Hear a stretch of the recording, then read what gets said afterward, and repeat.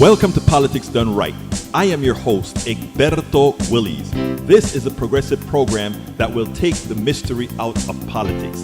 This is the program that will encourage you to make sure government becomes we the people. Whether you are liberal, progressive, conservative, or otherwise, you get to air your point of view. We are an independent media outlet that, unlike mainstream media beholden to corporations, we only owe allegiance to you. Remember, you can also send me a tweet at EGBERTOWILLIES. That is at Egberto Willies. Let us engage. It is Politics Done Right.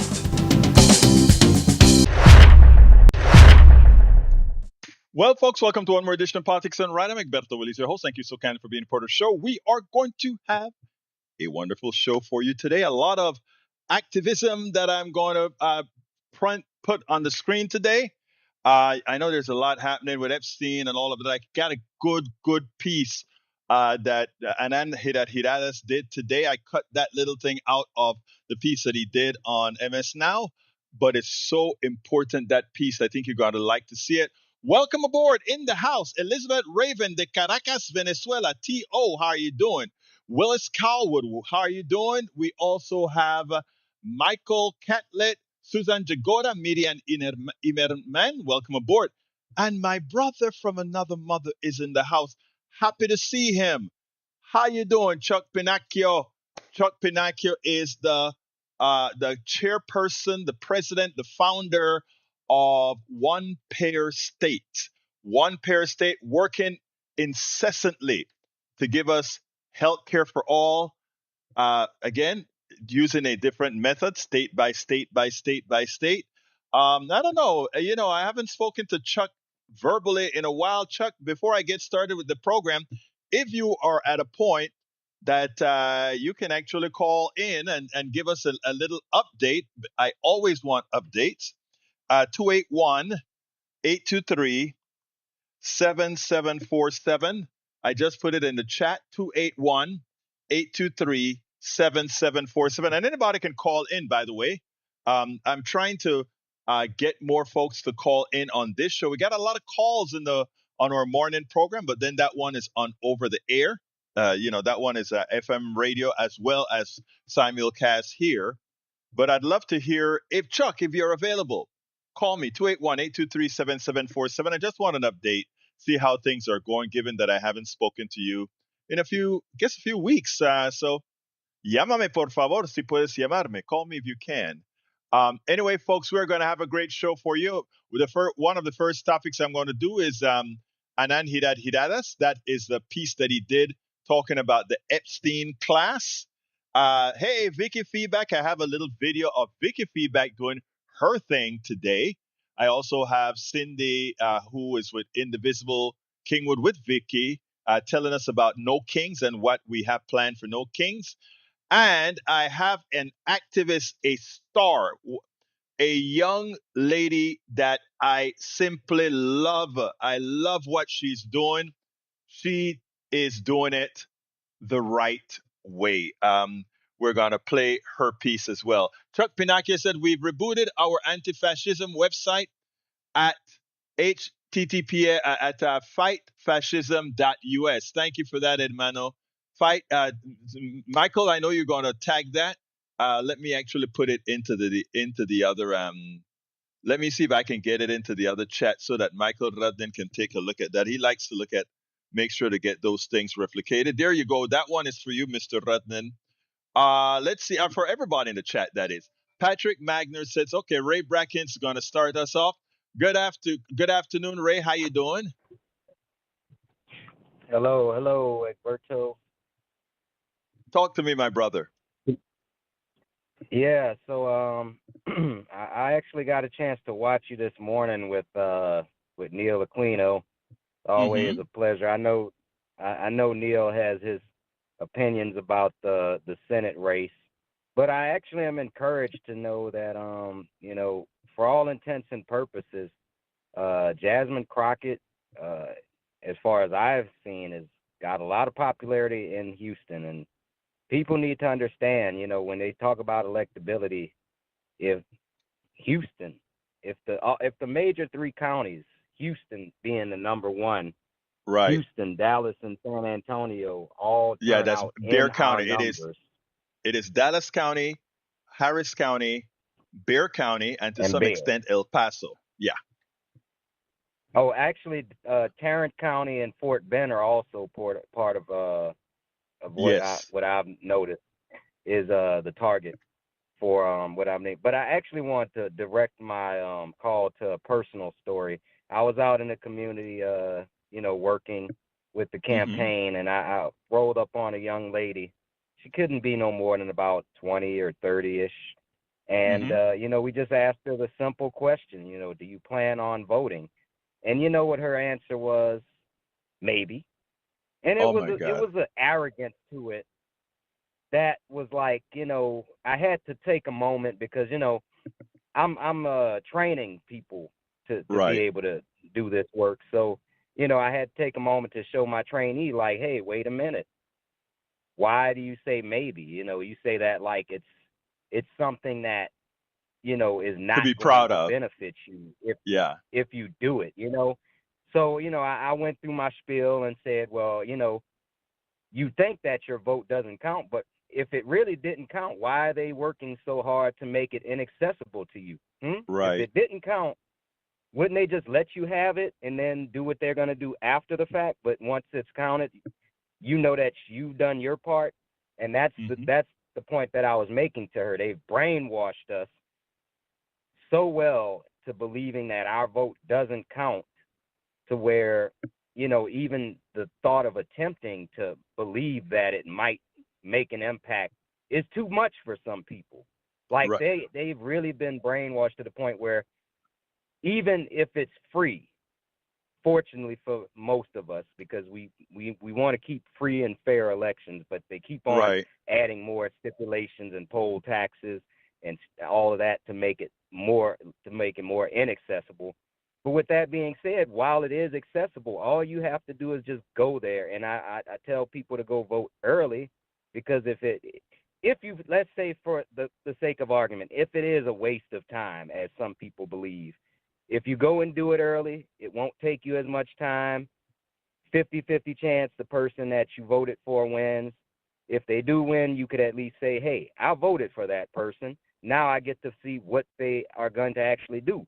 But if you don't vote, usually it's the people that don't vote that have the most to complain about. See, that's why I didn't vote for them because they wasn't going to do nothing.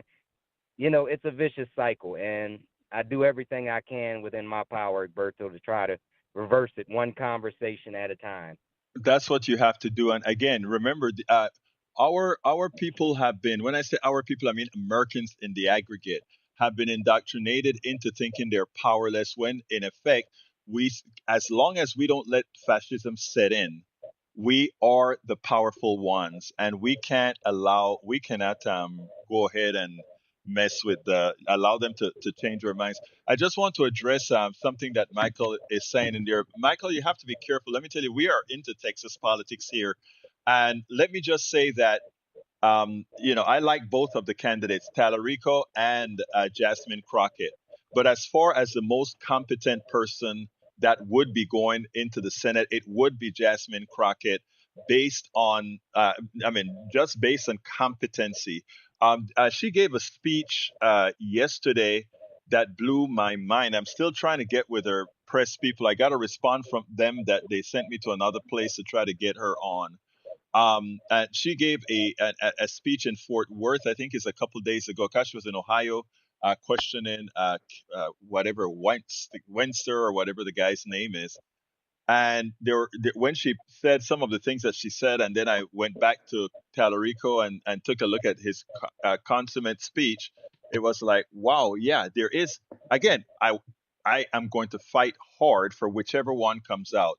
But when it comes to competency, she is definitely quite a bit more, substantially more competent than he is. I mean, he's very nice guy, etc. But he's a lot more competent than. She's a lot more competent than him. So, and when it comes to big money thing, don't fall for the game. If you are in Texas, you actually see what big money is doing. And big money is all the big money is behind Tallarico. And that is scary to me because for somebody who is talking about the billionaire issues, that so many of them are putting that money in these packs that has nothing to do with him, but they are supporting him, it should be concerning. So, and that's why I'm saying there's a different picture that you get out of state than in state. So, I mean, I honestly think that the play here isn't that they're scared they are scared of Tallarico. I think the ones that they're scared of is actually Jasmine Crockett. I think that's the person they're actually scared of. And again, though, I must reiterate, whomever you're going to vote for, if you're here in Texas, I support them both. I again, when Hillary ran against Obama, Hillary, in fact, was the most competent person. In other words, knowing the things. I said that even as I voted for Obama because I think we needed a change. Some people may feel the same when it comes to voting for Tallarico. Again, because again, it's not just about your competency of the past, but your ability and your morals to go in the future. So that's my piece. Anything else you want to say, Ray, before I bring up start some other things here? Oh yeah, with Houston politics, I just want to say, please do your diligence when you're voting for the Harris County judge. If you're going to vote for that position, I will say that I'm biased towards Letitia Plummer, but Mm-hmm. I was reading some things that I didn't particularly find favorable for her. So, Yeah, and she there's is, no in perfect my opinion, the right. most progressive. Yeah, there's no perfect politician. And the thing about it, that is another race where I like them both. In fact, Anise Parker is a friend. If you take a look, I was just with Anise Parker about 2 weeks ago at the the JR dinner, and we were there shooting the bull for a little bit. I like her. So, but anyhow, let me take on Chuck Pinacchio, and then we talk a little bit later. Okay, Ray? All right, brother, Thank, I keep thank you, listening. brother. Thank you, Mr. Pinacchio. How are you doing, Chuck? Hey, Brother Egberto. I'm in a bit of a noisy place, but I'm doing well. Yourself? Actually, your phone has good noise canceling because I don't hear anything in the background, or it's quiet in the Okay, background. okay, So you must have okay. I'm good. Yeah, filtering. go ahead. Okay. Yeah, so I'm calling you from the belly of the beast. I'm here in Washington, D.C., and Hmm. yeah, just bouncing around Capitol Hill some and just banging on my U.S. Senator John Fetterman, who is the single most disappointing Democrat probably in all of Congress, with maybe the exception of your right-wing Democrat down in Texas. Yeah. So anyway, yeah, there's a lot going on. There's a lot going on in terms of building strategy to Hmm. win, not only on single payer at the state and national level, but also bringing us together as a universal social justice movement. That has got Chuck, to happen. We've got to pull let me all of just ourselves interrupt together. you. Yep, I want to interrupt you a please. second because I want the people to know who you are. Chuck is the president of Oh, sure. one pair states, and he's a lobbyist in Yep, Washington D.C., lobbying Congress to yep, get single payer passed. Uh, Either on the state level or the national level. He is currently supporting right. with his thing on the state level in Oregon, Washington, I think also in Oh, California, and where else? oh, 25 states. I mean, I could just 20. rattle them off. Yeah, all the West Coast states, Hawaii, Colorado, Minnesota, Illinois, and all the Northeast states. And I could just rattle them off. But we're also pushing into the South. With Andrea Miller and Center for Common Ground, which is black-led voting rights and civil rights organization based out of Virginia. She's just hired a fantastic policy director, and so we're in the process of putting together a template, a Hmm. model bill, a concept bill to share with all the other states. We want to get a bill in all 50 capitals. That's our goal for next year. It's a huge, Well, ambitious goal, but go ahead. I hope Yeah. how's the funding going because I know you need funding to get a whole lot of that done. Oh yeah, certainly we welcome financial support. I mean, I'm a volunteer, I've been doing this for 15, 16 years now. But if folks want to check out our website, I dropped the one in on anti-fascism education, which we've got to understand where we are and the dangerous place that we are right now. Yeah, I And think ICE Brother is Rednan, I expanding think, posted that. exponentially every day. Go ahead. Yeah, Say Brother again? Rednan placed it on the website. So it's at fight. Thank you, Yeah, Michael. Fightfascism.us. yeah, Fightfascism.us. And that right. encompasses the single payer thing as well, or you still have single It, payer states so dot com. I have three websites. So the second one is onepayerstates.org. That's one as in ONE payer PAYER, one payer, and then states, which is plural, STATES .org, onepayerstates.org. That's where you can find out if your state has a Medicare for all single payer bill. And also the bill that we're primarily promoting, we support the national bill with Pramila Jayapal and Bernie Sanders, of course. But we think the pathway is more likely to go through the states, and that's why we're supporting this, what we call the state-based Universal Health Care Act, right?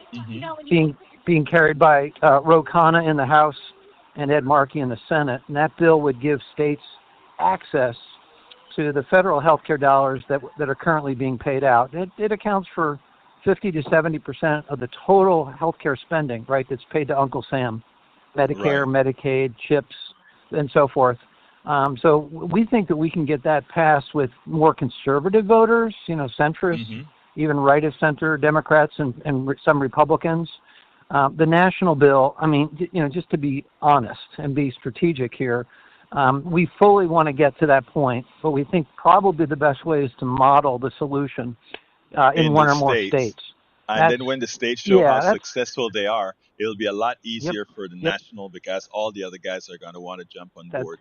And, that's I right, agree that's with right, you. that's right. But hey, Chuck, I got to get on with the program, but I want to thank you for calling in. Yeah, When I saw your name, I really got excited. I hadn't spoken to you in a while.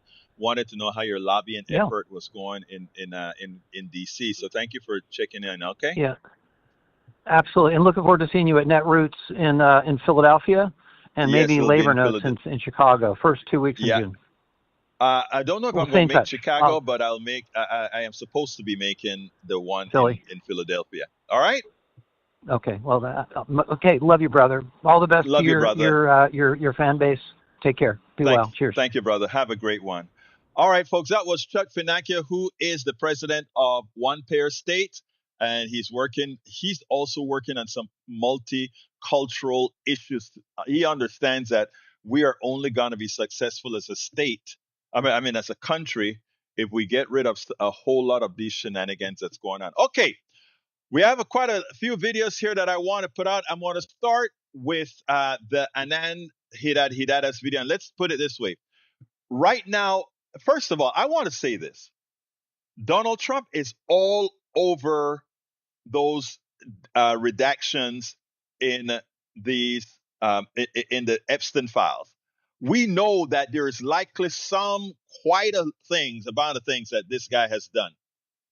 But while it is easy to simply blame the Trump administration for not releasing all these documents, we cannot, we should not, we must not give Clinton, Bush, Obama, Biden a break for not having their department release these documents. These women were abused.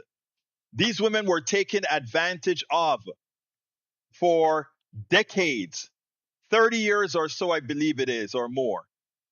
These women have been taken advantage of. Why did these presidents go ahead and get done what needed to be done to expose these pedophiles and these men that were nothing more than dependent on Epstein for some sort of prostitution? Why not? And it's because they're powerful, because it is known as the Epstein class. And let's listen to what Anand Giridharadas has to say, because he was so concise in what the problem is. Check this out, then we'll take it on the other side. You know, Joe, if I think about my 21 years as a journalist, I don't know that I have encountered a story that has a grip on the public imagination that is so outraging people in so many different countries around the world at the same time, as you know, that is saturating the governing classes, ruling classes in so many different places. And I think it's for the reasons you outlined. But just to say, you know, we keep chasing each of the micro stories, right? So yesterday it's Les Wexner and the question of how do you build an entire fortune from managing and mismanaging some billionaires' money. And that's one day's story. And then you saw we have the arrest of Prince Andrew and the question of how does the brother of the King of England do this? Anand, hold on a second. It's not one day's story because the press isn't even focusing on what this billionaire, this guy that gave $250,000 to the Republican National Committee, this guy who gave $100,000 to the Republican senator who voted to suppress these files, they're not even like underlining his statement. I was duped. I was a con man. I was conned by a con man. Come on, man. Nobody believes that. The richest guy in Ohio, this billionaire, that built vast fortunes is being conned. No, he wasn't conned. He knew exactly what he was doing through all those years. And yet the media, man, they're not even really underlining this fact that Republicans just didn't show up. Yeah, what I was saying, Joe, is that I'm not minimizing that story. It's an important story. And then you look at the brother of the King of England, and you showed a powerful clip when he's asked, does he regret his friendship with a convicted pedophile now? And he says no. Why? The access to the network. Then you have Pam Bondi, who you showed, saying the stock market performance is an alibi for the trafficking of women. Each of these is its own story. What I have been consumed by, and what we're launching today at my newsletter, The Ink, is a series looking at this network as a whole, because I actually don't think you can understand it as the actions of this one person, this one person, this one person. I think you're right. Republicans are giving their own a pass, but this goes broader than Republicans. This touches Democrats. This touches political parties around the world. There is a problem of an Epstein class, as we are titling the series, in which the kind of ethic you see in all three of those instances. Don't call this out because the stock market's good. Don't call this out because I met some interesting people. Don't call this out because I'm a billionaire and I deserve to not have to answer questions to the plebs. These are all different flavors, different expressions, different news stories on a given day that illustrate not just how one man was able to commit gross crimes against women and girls, not just about how he was able to bring other people into committing those crimes, but I believe they illustrate a power structure that also explains the subtler but more chronic issues that everyone watching this is facing in their lives. The indifference to pain and suffering, which sometimes takes the form of these really, really heinous crimes. But if you are a regular person watching this who was lucky enough not to be involved with those crimes, you still experience that indifference from the kinds of people we've been showing in those clips in every phase of your life. Your healthcare reflects that indifference. The way the economy works for you or doesn't work for you reflects that indifference. The fact that you're now being told AI is going to wipe AI, this thing we don't even have to do. It's optional. It's going to just wipe out your opportunity. This indifference is up and down our system. And if there is any silver lining in the utterly grim, bleak criminal enterprise that was the Epstein circle, it is that I think people around the world are clearer than I have ever seen them about who is in charge of their societies.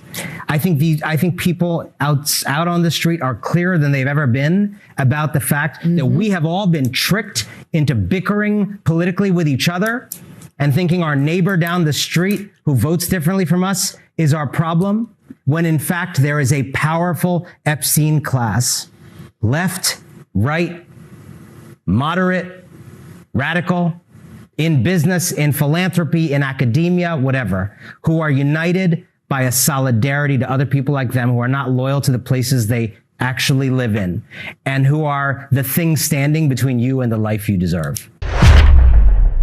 And that is the issue. The Epstein class, a class of people, we peons, we sit down and worry about party and conservative and liberal and progressive and all these issues. Yeah, they're imperative that we talk about progressive issues and what we need to do.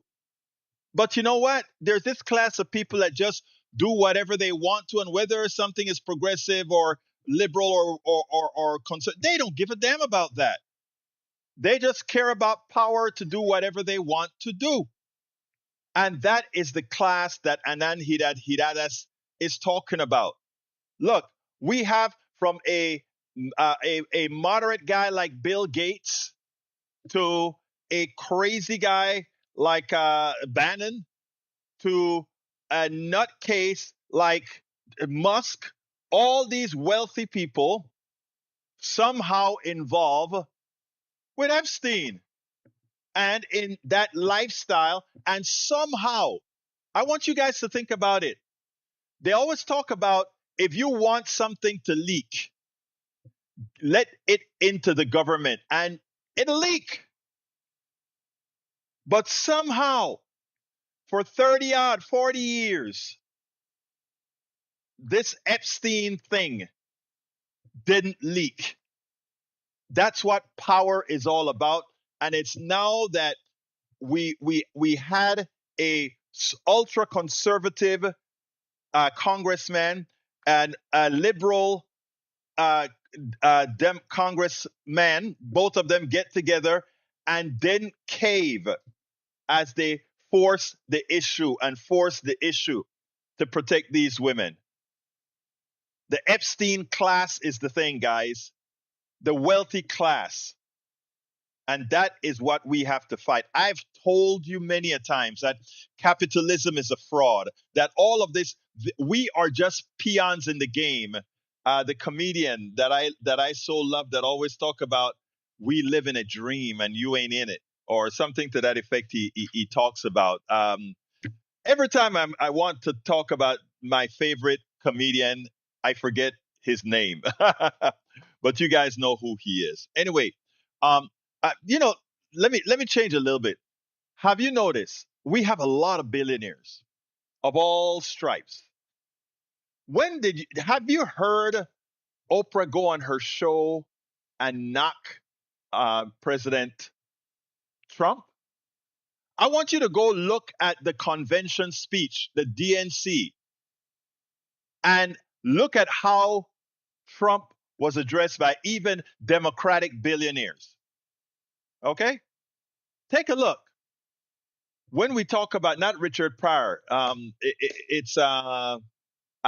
get his name in a little bit. Look, it's a class thing, guys. It's a class thing, and you ain't in it. We are together. That's why I've always spoken in my group, in my thing. When we unite, Appalachia, the ghettos and the barrios. Yes, it's a stereotype. When George Carlin, AVQ, I love me some AVQ. He knows me, man.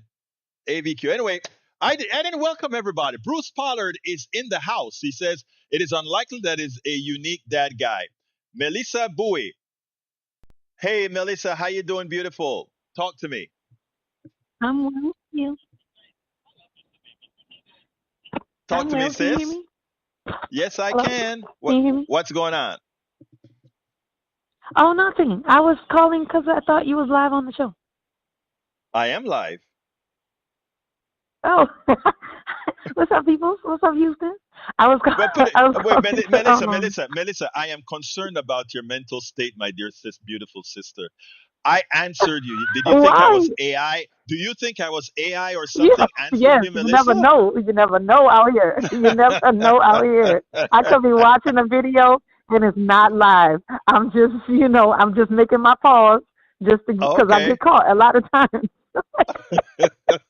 Well, talk to me. What do you want to add to All right. beforehand, So I just Melissa, wanna. Melissa, Uh, wait, before you go, are you in a rush? Because I want to salute a few people in the no. chat. I like to call my people out. Welcome aboard, David Page. Yay, Okay. Bruce Pollard is in the house. We also have our beautiful teacher LBW is in the house. King MC Original is here with us today. Bobby K, how you doing, sir? Alison Mattox, Chuck Pinacchio was with us earlier talking about the good stuff about single parents. Susan Jagoda, Lynette, who runs the chat room just about. She welcomes everybody in. Joe from Los Angeles, California. Thank you. Lana, welcome aboard. Rule of Laws. And these are people that I see show up. I just like to call out a few people, sort of create the familial feeling of being a part of the PDR posse. On the other chat, we have, of course, AVQ, who is a regular and keep us up to speed. We got Eric Hayes in the house. Paul Fleming, always here to count on. We have the one and only, let me go. I'm coming to you in a minute. Patrick, love me some Patrick. Deb Denny, welcome aboard. Yvette Avery Herod out of Atlanta, Georgia, our hero. I miss a whole lot of you, but I just call a few people out. Eventually, I'll call you. What's up, girl? Yes. So I was calling you to I'm just only gonna go down the first side, just not the Mm-hmm. first side, but just the little the first 8 candidates for how you doing? The 8 candidates for the first list of the ballot. Mm-hmm. I did my research. I'm doing my research, and I just wanted to get you guys to, if anytime you hear me from now on the past next 8 days, get your pencil because I'm going to do the research for you, right? So, real quickly, I only research what the issues were that matter to me because I'm a woman and low income, and as well as my health matters to me, right? So I only researched because, like, if you research everything about all of the stuff that they voted on, you'll go crazy. I mean, like, you'll be in a whirlwind on how are we letting Hey, these people sis, run our sis, government. sis, we're Hi, in an hour see this? Hi, program. hi. Go ahead and tell me the names. Yeah. Okay. Yeah. All right. Good. All right. Good. So right now, literally I only have the first 8 because like I said, I did this research for 2 days now. It's a long process. But for the candidates, the first you're gonna see if you open your ballot. I'm not. I didn't know. I learned this from you.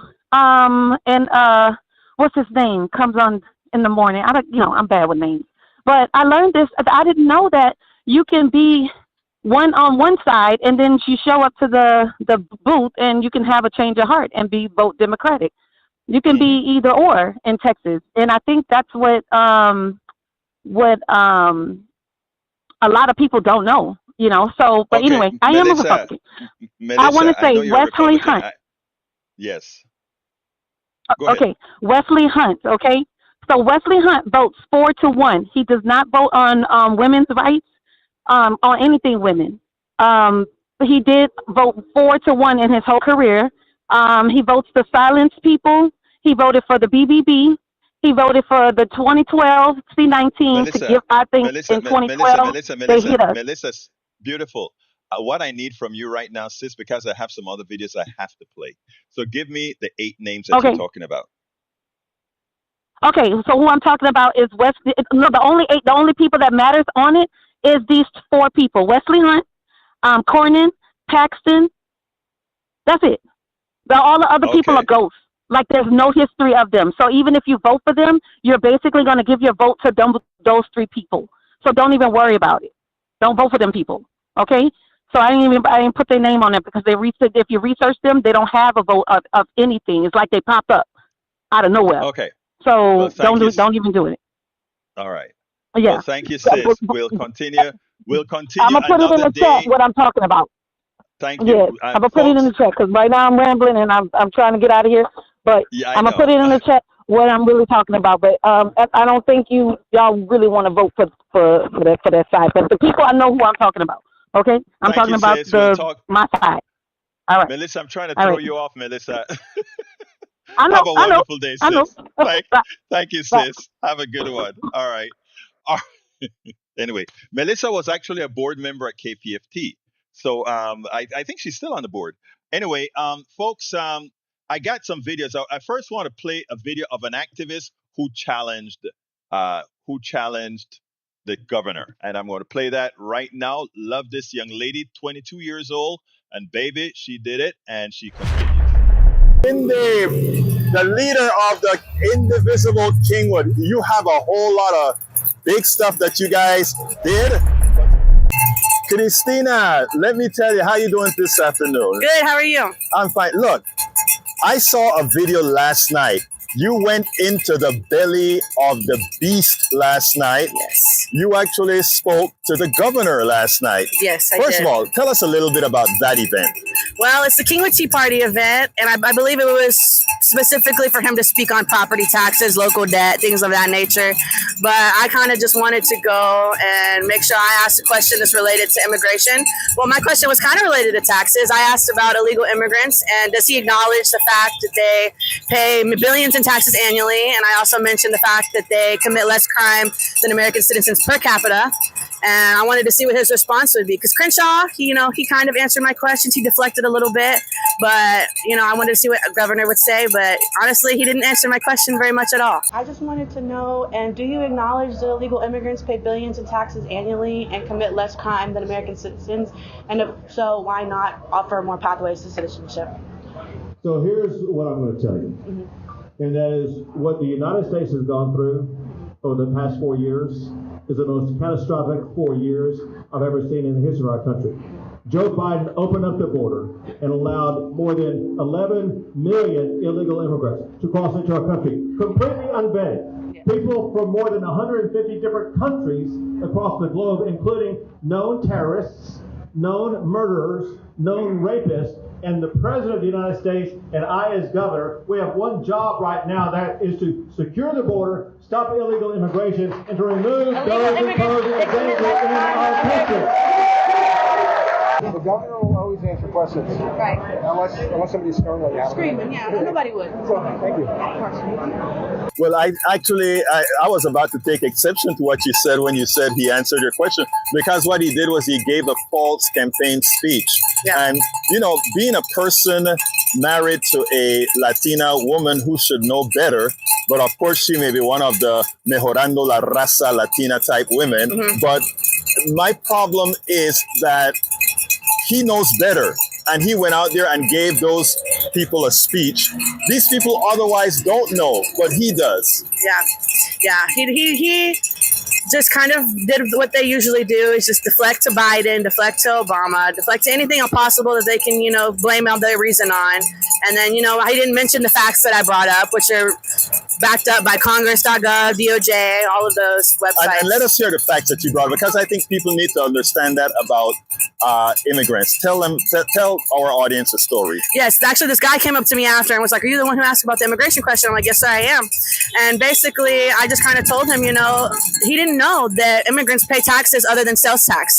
And Crenshaw kind of said something similar about that they're only paying sales tax, which isn't true. Right. They have an I-10 number, and they pay income tax just like us, and they can't get anything in return. Now, in other words, they are subsidizing the Social Security system because they're putting money in, Yes. never to take out. Never to take out, yes. And there are a lot of other taxes similarly that they pay. The Medicare tax, Yep. they can never take it. They can never take it back.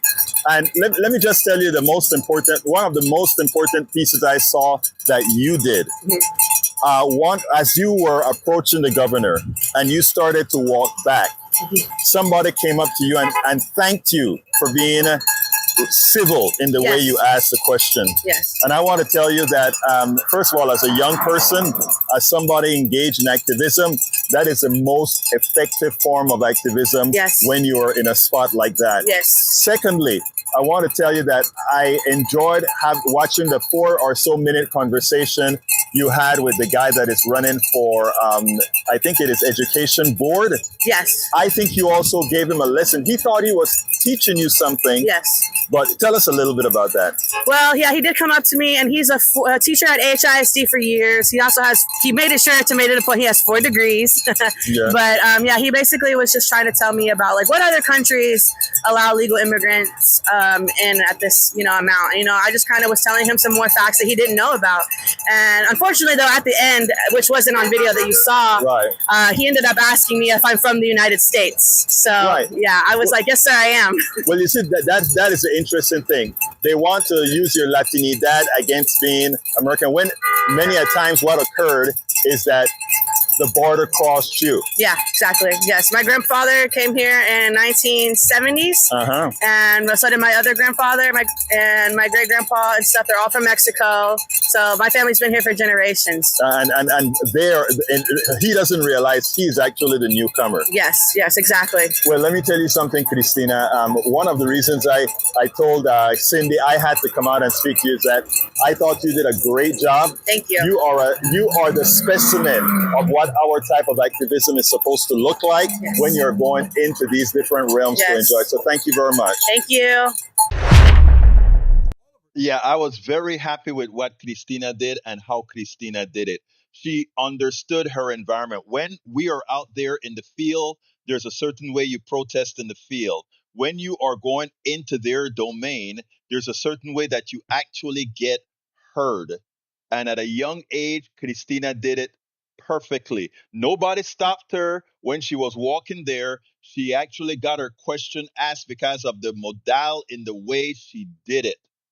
And a lot of times when we're doing our activism, we don't take our spatial location and we don't take that into account. And we can be loud and ineffective. We can be loud and effective, or we can actually play as well how the things are. This is the second time I've seen Christina do this. The first time was with Crenshaw when she did it in Spring, Texas, and she did it here again. She is an activist that must be teaching others. I want to bring up my friend anytime I go to one of these rallies, because like I tell you guys all of the times, these women are so active. They're out there all of the times, and they are in fact encouraging others to come out. The first time we got 1,000 people to get together here in Kingwood was because of the organizing that these people did. Never done before. I've been organizing in Kingwood for a while, where we brought out 50 people, 100 people. These women were able to get 1,000 people out. Kingwood, kudos to them. So I just want to give a little shout out here to Vicky Feedback. I always want to play her when I see her, and here we go. All right, here we go. Vicky, I can't leave an Indivisible rally or Indivisible protest without speaking to the one and only Vicky Feedback. How you doing, Vicky? I am so good today. I have a word I'd like to say. Yes. That is blessed. We have been so blessed in our mission. The beautiful skies, the gorgeous weather. We've gotten so many people waving and honking at us. And then we've got those others. You know who they are. We are always happy to be out here on Thursdays. We're looking forward to No Kings 3, March 28th. Everybody be there. And you know what? The next time I come out here, I'm going to be talking to Jeff, who is in charge of safety. Correct. So, folks, you're going to be able to come out here. There's several thousands that we're going to have this time. Right. You will be, what again? Blessed and safe. All right. Thank you very much, Vicky. Thank you, Egberto. Good to see you. Okay, now the next video now is about our planning for the No Kings here in Kingwood. I expect it to be at least twice the size that it was when we had it the last time. And the leader of the group, let me go ahead and play what she had to say today, and then we'll continue with the program. But here's what the leader of the group had to say. Hoy, para ver dónde está aquí. There we go. You know, Joe, if I think about my 21 years as a journalist, I don't know that I have encountered a story that has a grip. Indy, the leader of the Indivisible Kingwood, you have a whole lot of big stuff that you guys did, but so much more that you have going on in the next few weeks. Tell me a little bit first, what have you been doing? Well, we've been going around the county following Dan Crenshaw. went to his town hall in spring.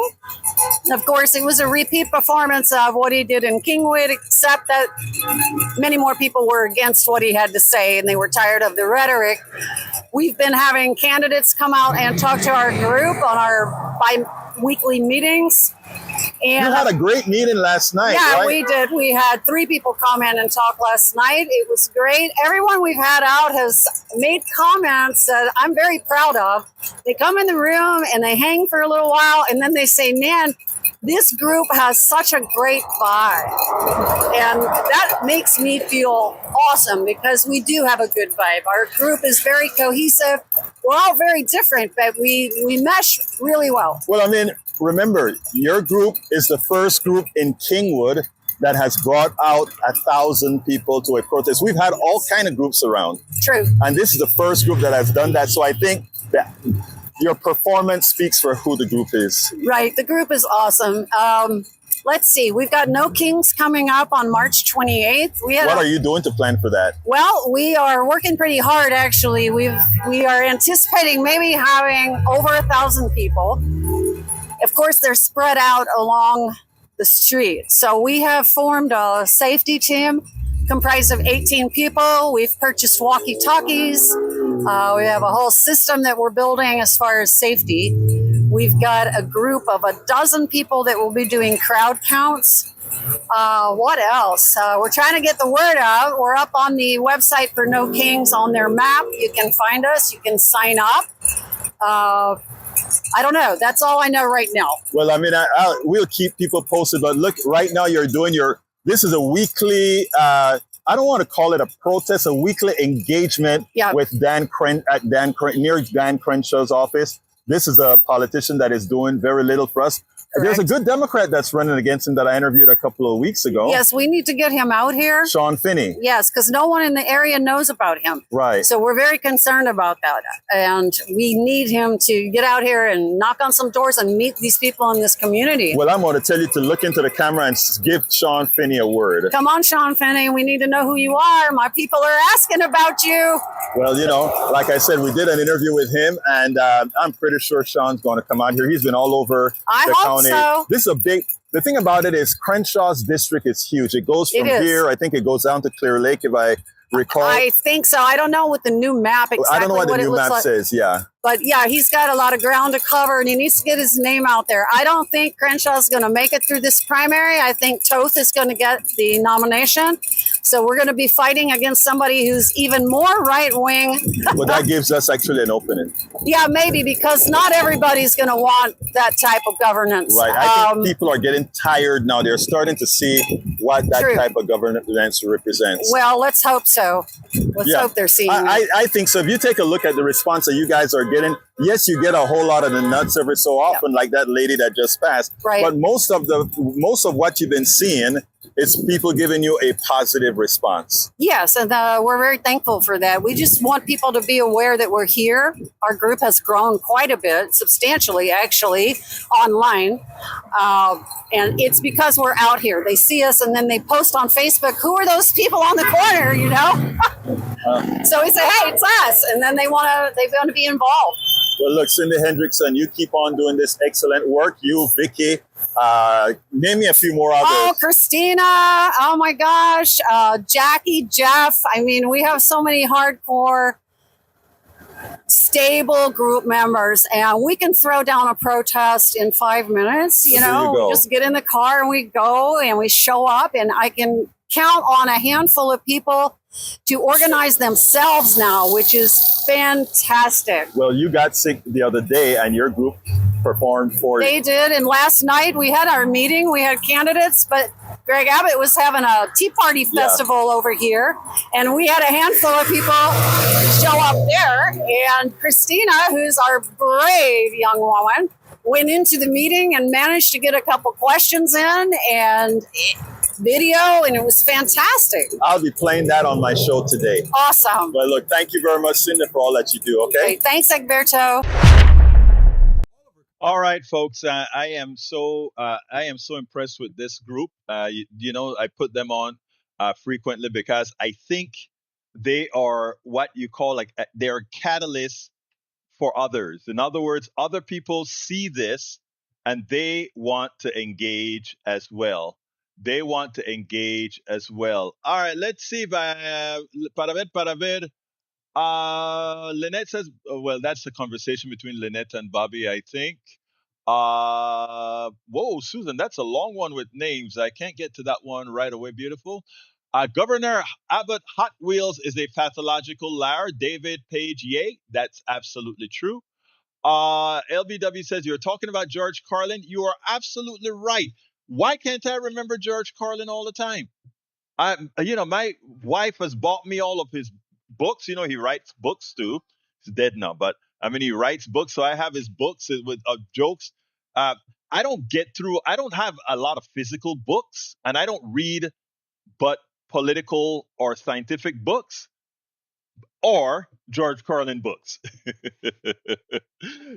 George Carlin is one of the smartest comedians when it comes to economics, capitalism, and these different things.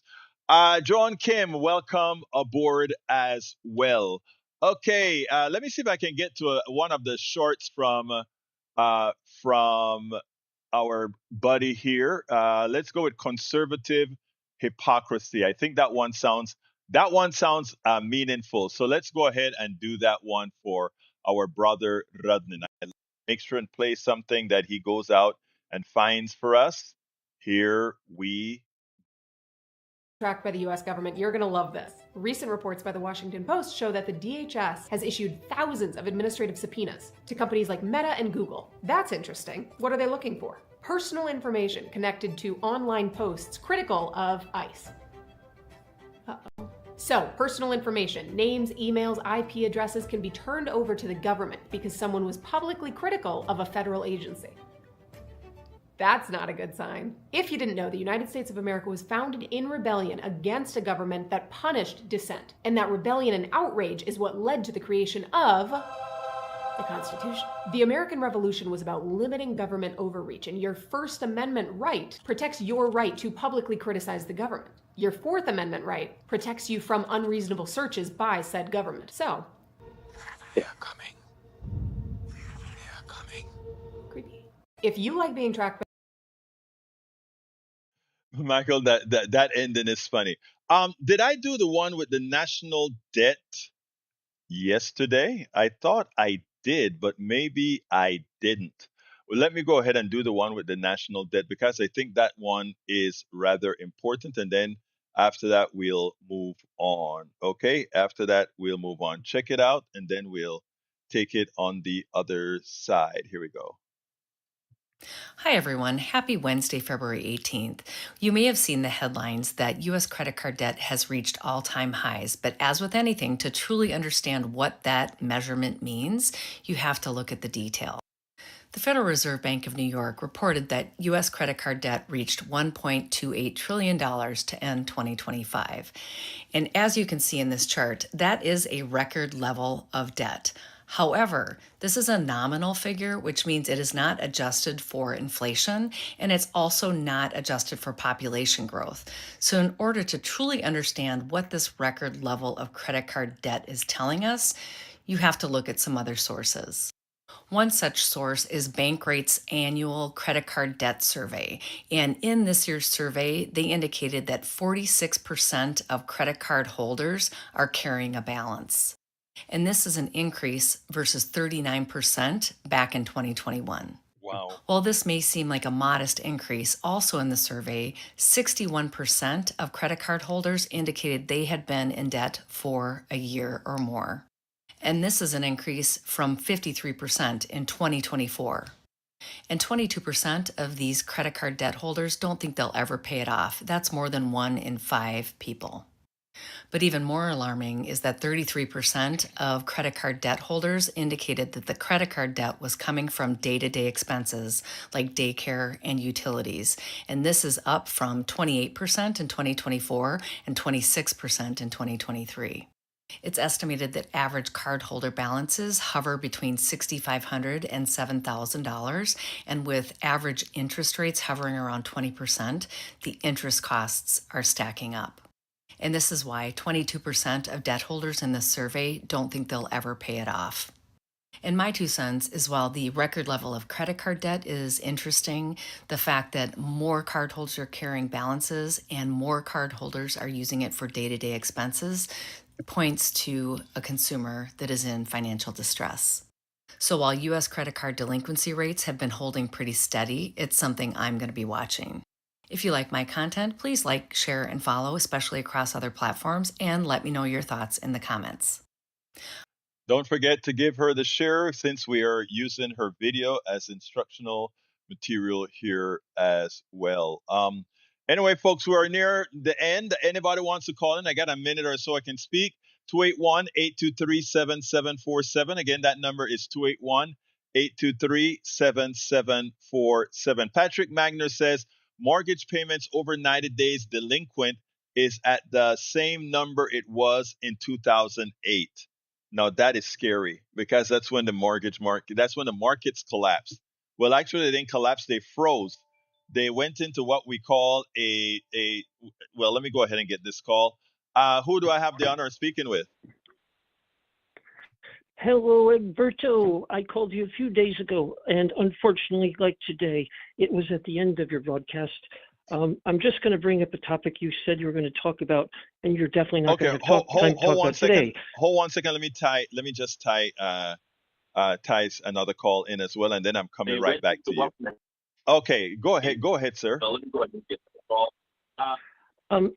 What I brought up before, and again, I apologize. I know you're not going to have time to talk about this, but I mentioned that the big beautiful bill included legislation prohibiting states from regulating AI, but that was stricken from the big beautiful bill at the last minute, and New York State promptly took advantage of this and made the first state's regulations on AI. And you responded and said that AI is a huge menace and ICE is using it against us, and you were going to go all over it. But I know you're not going to have time now, but I just wanted to mention that. Thank you for that. I have to do I need to do an entire show on AI, because I have multiple feelings about it. So I will do that. I'm sorry I didn't do it today. The impromptu stuff came out, and this is a live program, but we'll always be tackling the subjects. And thank you so kindly for calling in, my friend. Okay. Thank you, Alberto. Bye-bye. You have a wonderful day now. Patrick, talk to me. You're running out of time, so I'll focus on one thing. The economy. You were touching on it just a little bit ago in talking about delinquency. We had our first quarter meeting not too long ago. We work on a fiscal year, so it seems a little bit out of whack to a lot of people. But our vice president for our section, the survey section, she was very open and explained to us that she was concerned that bonus checks were going to bounce, because typically at the end of the year, the debits and credits there's typically about 8% of what we've earned is still owed to us from delinquent clients. Right. She let us know it was 38% at the end of the year last year. Oh my God! 38. But wait a minute. She wrote you guys checks without the funds being there? She was concerned about it. We're in a very, very, very large company with a whole lot of different branches. We're in everything. We're pretty much the Walmart of construction. But yeah, she said typically 8% delinquent at the end of the year, 38% this last year. That is that is almost 4 times. Multi-million-dollar developments. Yeah. Oh my God. Well, that is terrible, Patrick. That is terrible. I wonder how that reflects on the rest of the industry. Do you know if that's typical? I would say if we're getting it, one of the things that my company does is they buy out everybody else, so that there's no competition. So there's not a whole lot more to it than the snapshot that I give you, because we're most of the business. There's I about got 3 you. major companies, and we're about a third of it. Wow. But Hey, yeah, I mean, Cotter, I didn't when see you when in here. Welcome multi aboard, Cotter. Yeah, go ahead. when multi-million dollar investors that are building developments and buying thousands of acres at a time can't pay their bills, you know there's a problem with the economy. Yeah. Well, thank you for that, Patrick. We'll talk tomorrow. I gotta get out of here. I'm gonna have to cut this down to Yes, 1 sir. hour, and I'm 2 hours over. Thank you, bro. 2 minutes over. Thank you, my brother. Have a good one. Anyway, folks, remember we are at the end of the program. Remember, this is a user or a listener supported program. I cannot do anything without you. We finally cracked 500 and something, I think like 520 something paid subscribers. Crossing that 500 mark seemed to have been the hardest thing. Now we need to get to 1,000 for visibility. We need it so horrendously bad so that we can get a whole lot of work done. Right now, we're still underwater. So I'm asking kindly for those who have the wherewithal to become subscribers, a coffee. That's what it is, my friends, a coffee to allow us to continue doing what we're doing. I ask you so kindly to please go ahead and become paid subscribers and encourage others to become paid subscribers. When we hit that 1,000 mark of paid subscribers, we can actually get some help. Right now, it's killing me. But yeah, so please give us some help there. Paid subscribers is what we need badly. We have over 23,000 on Substack, over almost 50,000 on YouTube. All these, we have a lot of people. We see over 1 million, but we need a bit more paid. So I'm asking you kindly, just like you support us at KPFT, those who can, please support here at Politics Done Right. And all we ask for here is that you become a paid subscriber to the newsletter and encourage others to do it and tell them why. Independent media, why do we need that? You see what's happening in independent media right now, or rather in commercial media. We'll talk about that another time. I got to go. Anyway, folks, you can write me directly, info@politicsdoneright.com, info@politicsdoneright.com. You can go to the newsletter, politicsdoneright.com/newsletter to become a paid subscriber. Love you all. My name is Egberto Willies. This is Politics Done Right. And you guys know how I end this baby. I am what? Out!